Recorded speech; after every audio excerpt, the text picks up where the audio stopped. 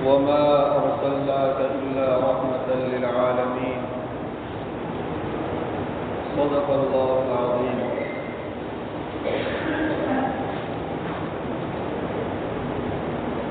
میرے محترم بھائیوں دوستوں بزرگوں،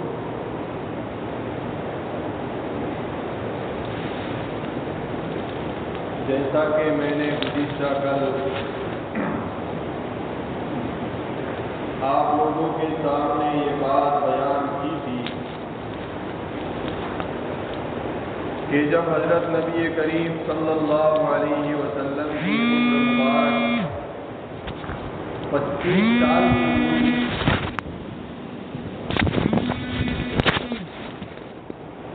تو آپ کا سب سے پہلا نکاح حضرت خدیجہ الکبریٰ رضی اللہ عنہا سے ہوا۔ اس وقت حضرت خدیجہ رضی اللہ تعالی عنہا کی عمر تقریباً 40 سال کی تھی۔ جناب ابو طالب نے نکاح پڑھایا۔ نکاح کے بعد حضرت نبی کریم صلی اللہ علیہ وسلم نے کچھ دن بنی ہاشم کے محلے میں گزار کر آپ حضرت خدیجہ کے گھر تشریف لے گئے۔ حضرت خدیجہ رضی اللہ تعالی عنہا نے آپ کی خدمت کے لیے حضرت زید بن حارثہ کو مقرر فرمایا۔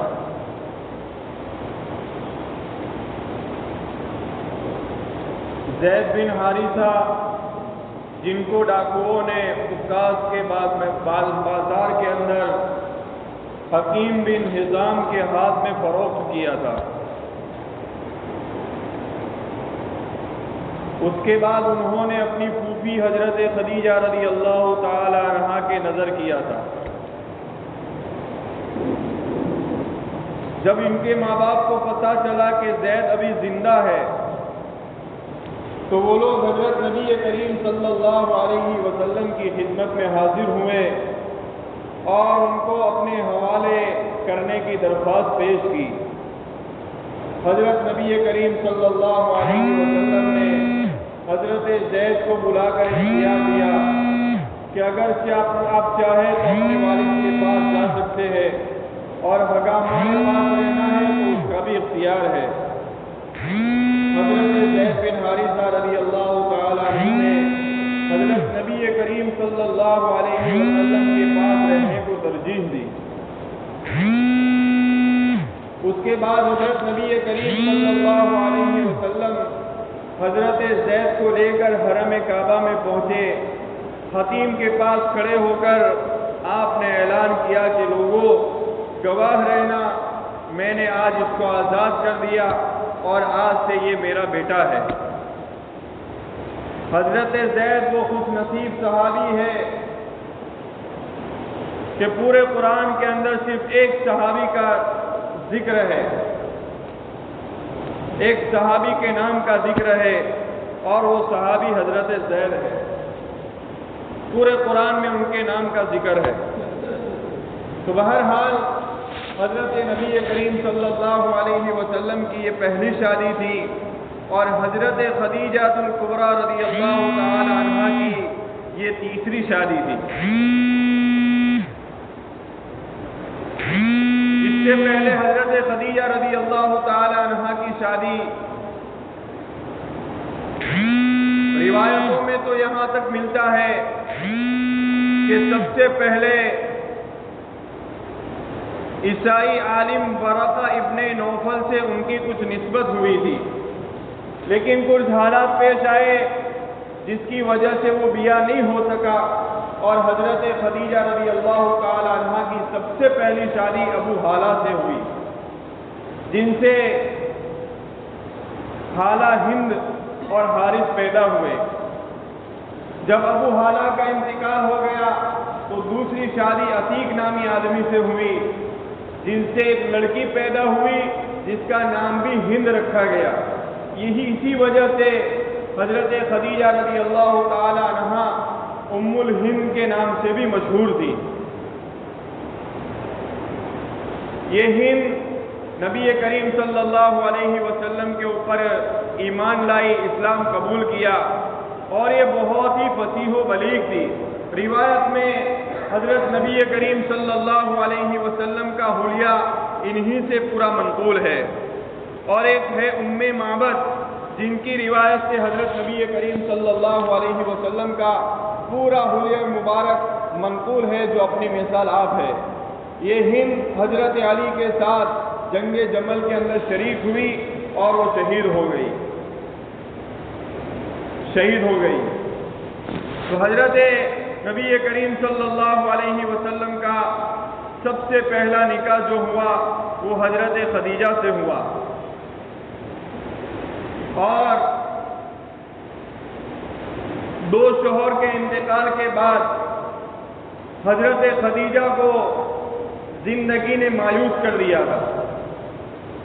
بہت عرصے کے بعد، لمبے زمانے کے بعد حضرت نبی کریم صلی اللہ علیہ وسلم حضرت خدیجہ کی زندگی کے اندر ایک رحمت و برکت اور الفت و محبت بن کر ان کی آنگن میں تشریف لائے۔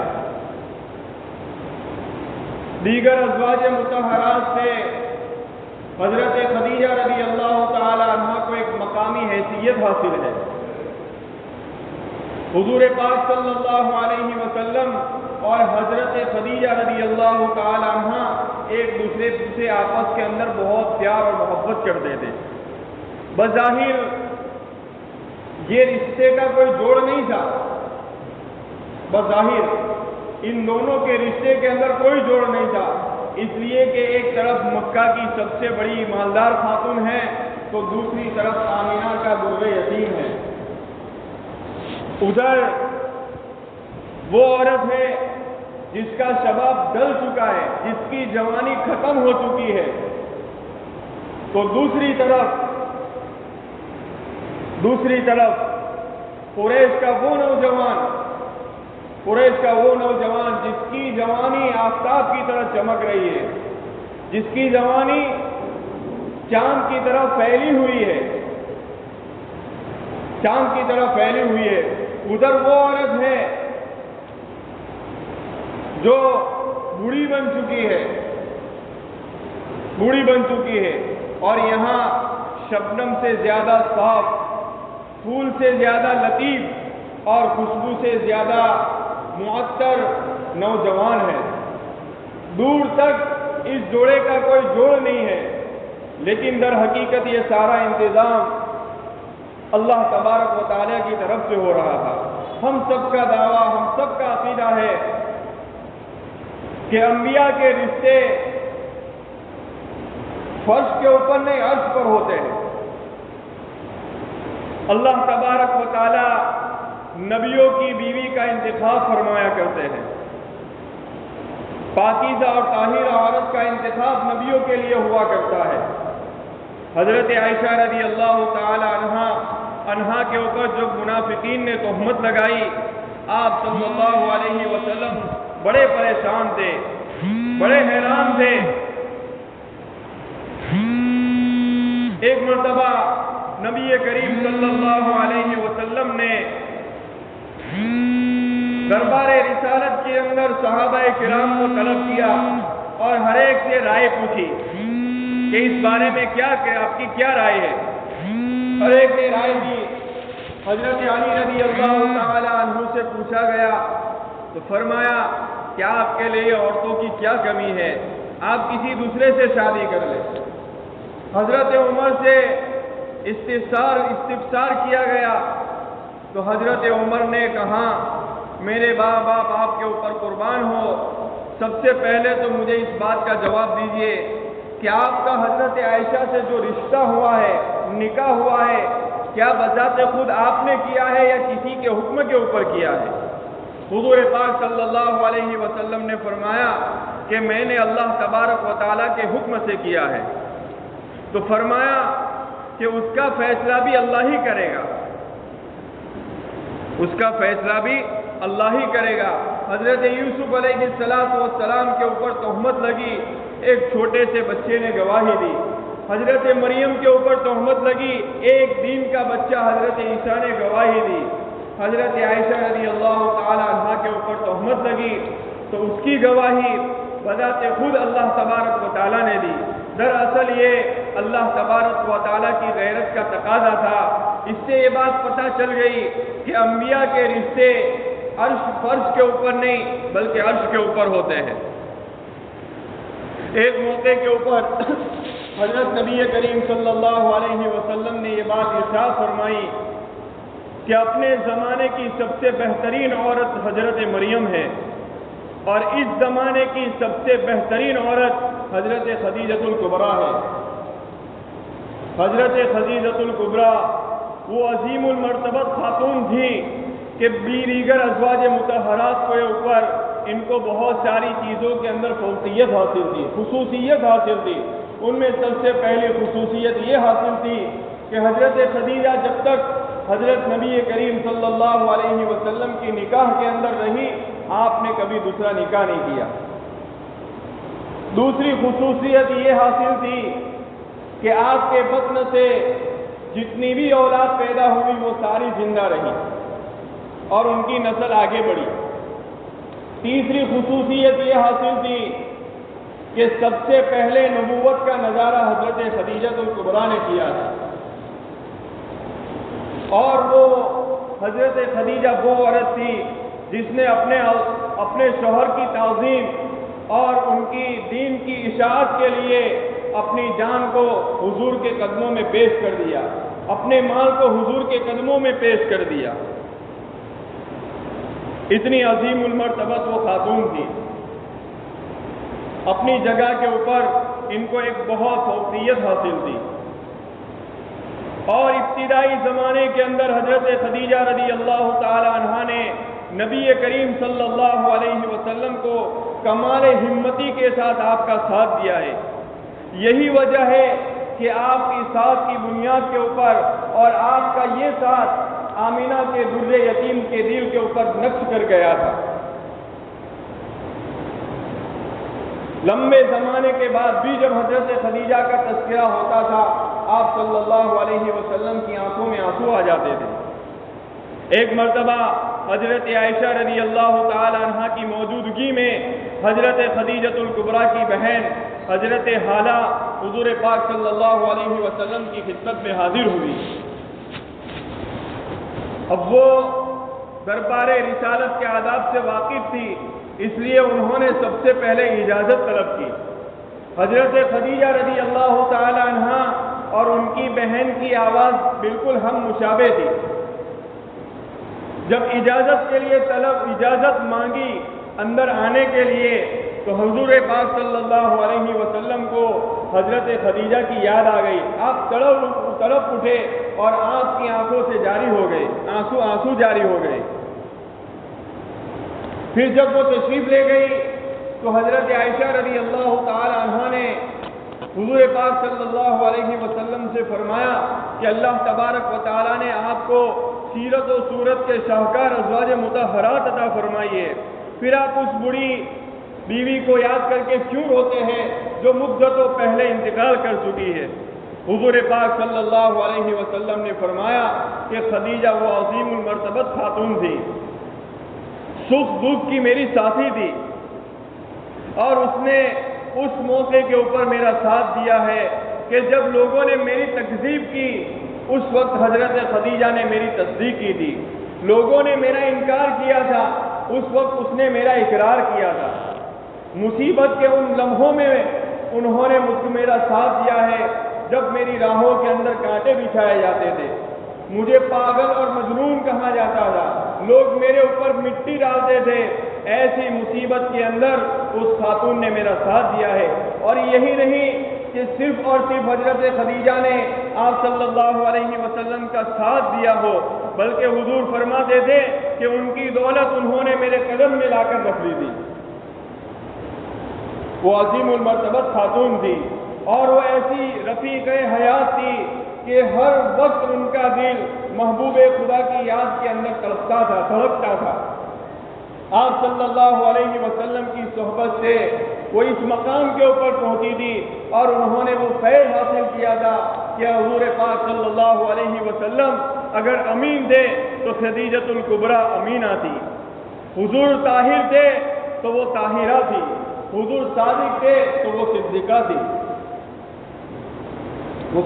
تھی، ان کو یہ خصوصیت حاصل ہے کہ ان کے بطن سے جتنی بھی اولاد پیدا ہوئی وہ ساری کی ساری زندہ رہی۔ بزرگوں نے لکھا ہے حضور پاک صلی اللہ علیہ وسلم کی 7 اولاد تھی، جن میں 3 بیٹے تھے 4 بیٹیاں تھیں، 3 بیٹے تھے 4 بیٹیاں تھیں۔ ان میں سب سے پہلے بیٹے جو پیدا ہوئے وہ قاسم تھے، حضرت قاسم تھے۔ حضور پاک صلی اللہ علیہ وسلم ان سے بہت محبت کرتے تھے۔ جب ان کی عمر چلنے کی ہوئی اور وہ چلنے لگے، اللہ کی منظور یہ ہوا کہ ان کا اسی وقت انتقال ہو گیا۔ حضور پاک صلی اللہ علیہ وسلم کی سب سے پہلی اولاد قاسم، اور انہی کی بنیاد کے اوپر آپ کی کنیت بھی ابو القاسم پڑی تھی۔ تو آپ کی سب سے پہلی اولاد بھی قاسم تھی اور وفات پانے والے بھی اولاد تھی، سب سے پہلے وفات پانے والے بھی قاسم تھے۔ تو بہرحال حضور پاک صلی اللہ علیہ وسلم کی کل 7 اولاد تھی، ان میں 3 بیٹے تھے، ان میں سب سے پہلا قاسم، پھر عبداللہ، پھر ابراہیم، اور ان کی 4 بیٹیاں تھیں، ان میں سب سے پہلے زینب، رقیہ، ام کلثوم اور چوتھی حضرت فاطمہ رضی اللہ تعالی عنہا ہے۔ حضرت عبداللہ بعثت کے بعد پیدا ہوئے اور بچپن ہی کے اندر ان کا بھی انتقال ہو گیا، اور یہی وہ اولاد تھی کہ انتقال کے اوپر کفار مکہ نبی کریم صلی اللہ علیہ وسلم کو طعنہ دیا کرتے تھے۔ آپ صلی اللہ علیہ وسلم ابتر کہاں کرتے تھے، ابتر یعنی نسل کٹی ہوئی۔ آپ صلی اللہ علیہ وسلم کی تسلی کے لیے اسی موقع کے اوپر اللہ تبارک و تعالیٰ نے سورہ کوثر کو نازل فرمایا، جس میں آپ کو کثیر برکت کا وعدہ کیا گیا، ابراہیم پیدا ہوئے، یہ بھی حضور پاک صلی اللہ علیہ وسلم کی گود ہی کے اندر تھے کہ ان کا بھی انتقال ہو گیا۔ آپ صلی اللہ علیہ وسلم اس کے اوپر روئے۔ عبد الرحمن ابن عوف نے جب آپ کو روتے ہوئے دیکھا، پوچھا حضور آپ بھی رو رہے ہیں؟ فرمایا ہاں میں روتا ہوں، لیکن میری زبان ادھر ادھر کی باتیں نہیں کرتی، میں بھی روتا ہوں۔ سب سے پہلی بیٹی حضرت زینب پیدا ہوئی، حضرت زینب جس کا نکاح ابو العاص سے ہوا۔ یہ ابو العاص حضرت خدیجہ سے شاید غالباً بھتیجے لگتے تھے۔ حضور پاک صلی اللہ علیہ وسلم ان سے بہت خوش تھے۔ اس کی وجہ یہ تھی کہ کفار مکہ کے کہنے کے بعد بھی ابو العاص نے حضرت زینب کو طلاق نہیں دی تھی۔ غزوہ بدر کے اندر یہ مشرکین مکہ کی طرف سے اس جنگ کے اندر شریک ہوئے تھے۔ اللہ تبارک و تعالیٰ نے اسلامی لشکر کو فتح یابی عطا فرمائی تھی۔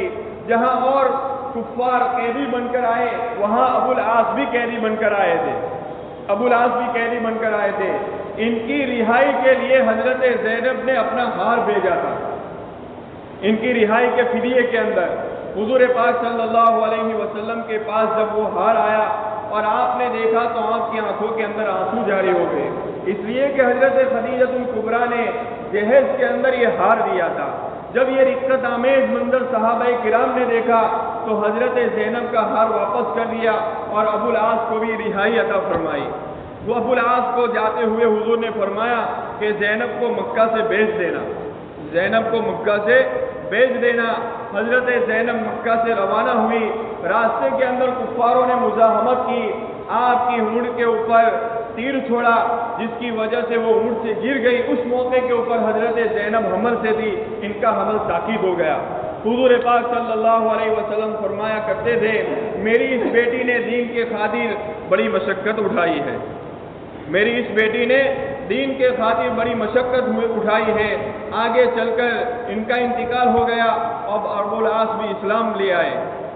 دوسری بیٹی تھی حضرت رقیہ، جن کا بعثت سے پہلے نکاح ہوا تھا حضرت ابو لہب کے بیٹے عتبہ سے، اور ان کی دوسری بیٹی تھی ام کلثوم، ان کا نکاح بھی ابو لہب کے دوسرے بیٹے عتیبہ سے ہوا تھا، لیکن نکاح ہوا تھا، رخصتی باقی تھی۔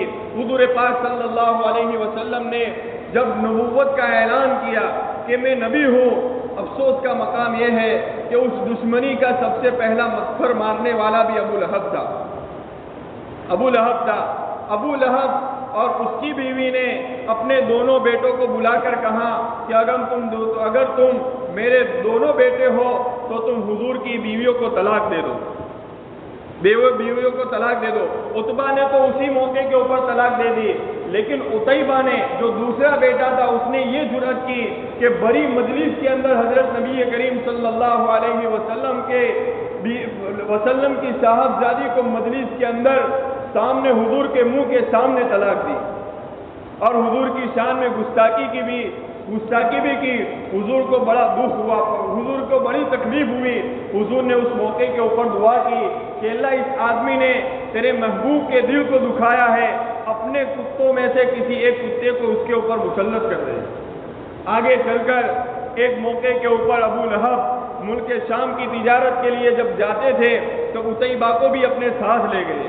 راستے کے اندر کسی جگہ کے اوپر پڑاؤ ڈالا اور سارے لوگوں نے اپنے سامان کا ڈھیر لگایا اور اس کے اوپر عتیبہ کو سلایا، اور سارے لوگ اس کی حفاظت کے لیے احاطے کے اندر سو گئے۔ رات کو شیر آیا، شیر اس نے سارے لوگوں کو دیکھا، کسی کو کوئی نقصان نہیں پہنچایا، بلکہ اس نے چھلانگ مار کر وہ عتیبہ کے اوپر پڑا اور اس نے عتیبہ کو پھاڑ ڈالا۔ اس طرح حضرت نبی کریم صلی اللہ علیہ وسلم کی پیشین گوئی کہ اللہ کو اپنے کتوں میں سے کسی کتے کو مسلط کر دے، اس طرح حضور پاک صلی اللہ علیہ وسلم کی پیشین گوئی پوری ہوئی۔ اس کے بعد حضرت رقیہ کا نکاح حضرت عثمان غنی سے ہوا۔ حضرت رقیہ کا انتقال ہو گیا تو دوسری بیوی دوسری صاحبزادی ام کلثوم کا نکاح بھی حضرت نبی کریم صلی اللہ علیہ وسلم نے حضرت عثمان غنی سے کرایا۔ ان کے انتقال کے بعد حضور نے یہ بھی خواہش ظاہر کی تھی، اگر میری تیسری بیٹی ہوتی تو بھی میں حضرت عثمان کے نکاح کے اندر دے دیتی۔ بہرحال حضور پاک صلی اللہ علیہ وسلم کی یہ پہلی شادی ہوئی اور یہ سارے واقعات پیش آئے۔ حضور پاک صلی اللہ علیہ وسلم کی جب عمر مبارک 35 سال کی ہوئی تو پورے مکہ کے اندر کیا بوڑھے، کیا جوان، کیا مرد، کیا عورت، ہر ایک کی زبان کے اوپر حضور کے بارے میں صادق اور امین کا لقب تھا۔ ہر ایک آپ کو صادق اور امین کہہ کر پکارا کرتے تھے، اور آپ کو اپنی شرافت کی وجہ سے، دیانت داری کی وجہ سے، امانت داری کی وجہ سے اور اعلیٰ اخلاق کی بنیاد کے اوپر سارے عرب کے اندر مشہور تھے۔ آپ صلی اللہ علیہ وسلم کی جب عمر مبارک 35 سال کی ہوئی تو قریش مکہ نے کعبۃ اللہ کی تعمیر ازسر نو کرنے کا سوچا کہ کعبۃ اللہ کی تعمیر کو ازسر نو کیا جائے، اور اس کی وجہ یہ بنی کہ سیلاب اور بارش کی وجہ سے کعبۃ اللہ کی تعمیر مضبوط نہیں رہی تھی، کمزور ہو چکی تھی۔ اب چونکہ قریش سے اس پہ متولی تھے اور اس کی نگرانی کیا کرتے تھے، انہوں نے سوچا کہ لوگ دور دور سے آ کر اس کی زیارت کرتے ہیں اور نیاز وغیرہ پیش کرتے ہیں، تو انہوں نے یہ کیا کہ کعبۃ اللہ کے اندر ہی ایک گڑھا کھود دیا تھا جس کی گہرائی 3 گز بتائی جاتی ہے کہ لوگ وہاں آ کر اسی کے اندر اپنی نیاز وغیرہ اس کے اندر ڈالتے تھے۔ گویا یہ بیٹ چڑھاتے ہیں اس کا یہ مال و اسباب کو جمع کرنے کا ایک ذخیرہ تھا، وہ کنواں۔ ہوا یہ کہ وہاں پر ایک سانپ مسلط ہو گیا، اگر کوئی آدمی اس کنویں کے قریب جاتا تو وہ پھونک مارتا، وہ ڈرا تھا۔ ایک مرتبہ وہ سانپ کعبۃ اللہ کی دیوار کے اوپر دھوپ کے اندر بیٹھا ہوا تھا کہ ایک عقاب آیا، ایک پرندہ ہے، وہ آ کر اس سانپ کو لے گیا، جس کی وجہ سے انہوں نے یہ نیک فالی لی کہ اللہ ہمارے اس کام سے راضی ہے۔ بہرحال انہوں نے کعبۃ اللہ کی تعمیر کا سوچا۔ اس موقع کے اوپر حضور پاک صلی اللہ علیہ وسلم کے والد کے ماموں جو تھے، انہوں نے اس بات کا اعلان کیا کہ دیکھو ہم مقدس گھر کی تعمیر کر رہے ہیں، اس لیے میری رائے اور میرا فیصلہ یہ ہے کہ اس گھر کی تعمیر میں ہر ایک آدمی اپنا حلال مال لگائے، کوئی بھی اس مقدس جگہ کی تعمیر کے اندر کوئی بھی اپنا حرام مال استعمال نہ کرے۔ اس طرح ان کا یہ اعلان ہوا اور آگے چل کر پھر کعبۃ اللہ کی تعمیر ہوئی۔ کعبۃ اللہ کی تعمیر کے سلسلے میں 2 روایتیں ملتی ہیں۔ ایک روایت تو یہ ہے کہ پورے کعبۃ اللہ کی تعمیر 5 مرتبہ ہوئی، اور دوسری روایت یہ ہے کہ کعبۃ اللہ کی تعمیر 11 مرتبہ ہوئی۔ اب یہ 5 مرتبہ کعبۃ اللہ کی تعمیر کس طرح ہوئی؟ اگر 11 مرتبہ ہوئی ہے تو 11 مرتبہ کن لوگوں نے کی؟ انشاءاللہ اس کا بیان آئندہ کل آپ لوگوں کے سامنے بیان کیا جائے گا۔ وآخر دعوانا الحمدللہ رب العالمین۔